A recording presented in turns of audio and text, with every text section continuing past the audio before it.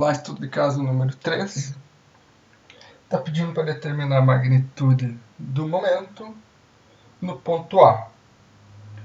A gente tem ali uma força F aplicada pela mão no martelo para arrancar o prego em B, que vai gerar um momento em A, esse momento que a gente precisa determinar. Vejam que agora, diferentemente dos estudos de caso 2 e 1, a gente tem uma força inclinada com relação às distâncias que o problema está nos dando. O que a gente precisa fazer? A gente precisa agora decompor essa força em componentes retangulares que sejam perpendiculares às distâncias que o problema está nos dando. Vejam aqui, eu posso pegar essa força F e decompor neste componente aqui. Vai ser F cosseno de 30, com ângulo é cosseno. Este outro componente aqui vai ser F seno de 30, sem ângulo seno. Vamos lá. Aqui a gente tem o diagrama da decomposição das forças. Vejam que os dois componentes gerados possuem distâncias perpendiculares definidas. Vejam que agora, para definir o momento em A, a gente vai precisar fazer um somatório dos momentos gerados pelos dois componentes da força original. Para determinar o momento, a gente também deve verificar o sentido de rotação. Na nossa convenção, sentido horário negativo, sentido anti-horário positivo. Vejam que as duas forças, os dois componentes, vão girar o corpo no sentido horário, tanto este quanto este componente. Portanto, nós temos aqui o momento em A vai ser menos devido ao sentido de giro, 20 cosseno de 30, que é a decomposição da força para gerar o componente, vezes a distância perpendicular, que é 18 polegadas. Nesse primeiro termo aqui, eu calculei o momento gerado por este componente da força aqui. Neste termo aqui, a gente calcula o momento gerado por esse componente aqui. A força perpendicular é 5 polegadas, sentido de giro negativo. Aqui a decomposição da força para gerar o componente, 20 seno de 30. Portanto, a gente chega aqui no momento de 362 libra-polegadas, fazendo arredondamento ali para 3 algarismos significativos, e o sentido de giro é o sentido horário, clockwise. Seguindo. Nesse estudo de caso número 4, a gente precisa determinar em que sentido o poste vai girar. Vejam aqui que tem dois homens fazendo forças, que geram momentos em ponto A, e dependendo de qual momento for maior, a gente vai girar ou no sentido horário ou no sentido anti-horário. Se C fizer o momento maior, vai girar no sentido horário. Se B fizer o momento maior, vai girar no sentido anti-horário. Como resolver esse problema? A primeira coisa é determinar os dois momentos, o momento gerado por C e o momento gerado por B. O momento gerado por C vai ser o quê? Vai ser essa F decomposta na horizontal, que vai ser F vezes 4 quintos. Temos aqui 80 vezes 4 quintos. Se eu quisesse o componente vertical, seria F vezes 3 quintos.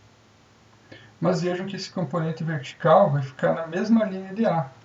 Portanto, não gera momento em A. O cálculo do momento em C, a gente considera somente o componente horizontal da força F e multiplica pela distância perpendicular, 12 pés.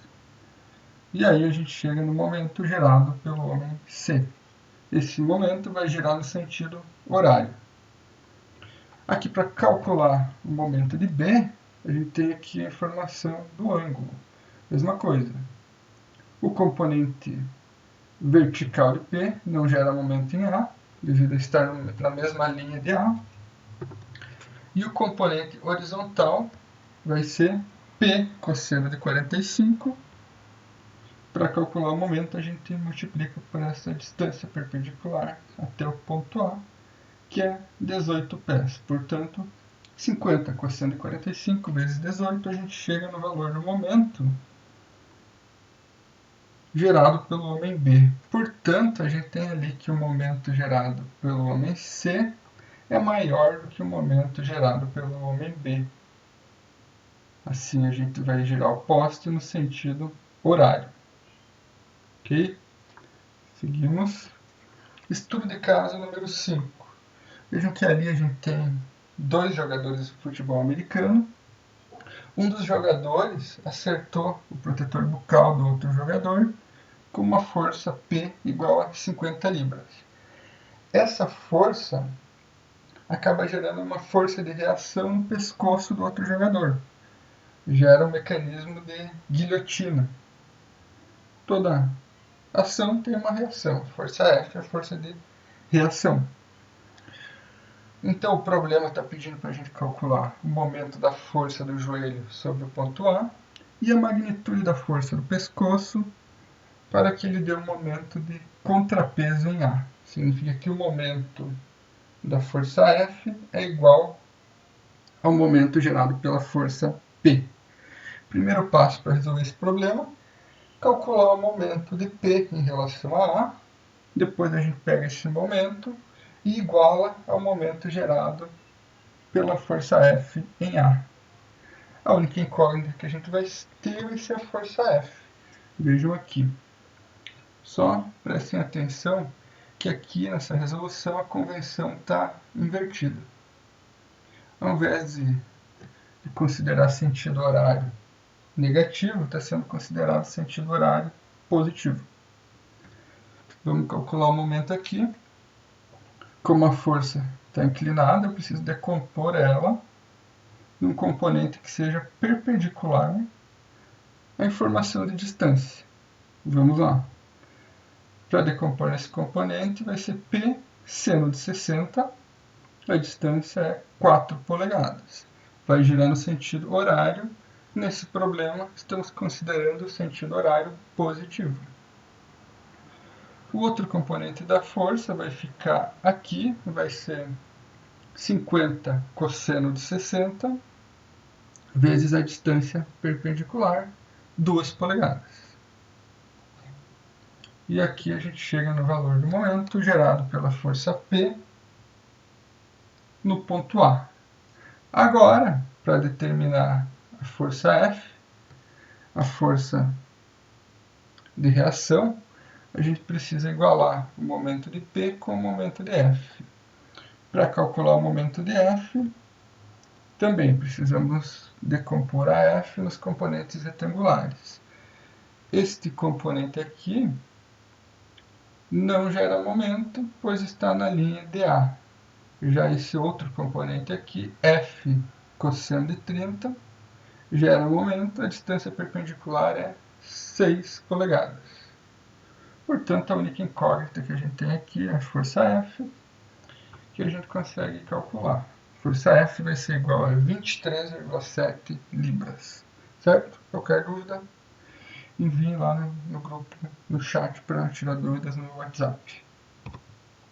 Agora, esses estudos de caso número 6, 7, 8 e 9 fica como atividade para vocês resolverem e depois me enviarem por e-mail.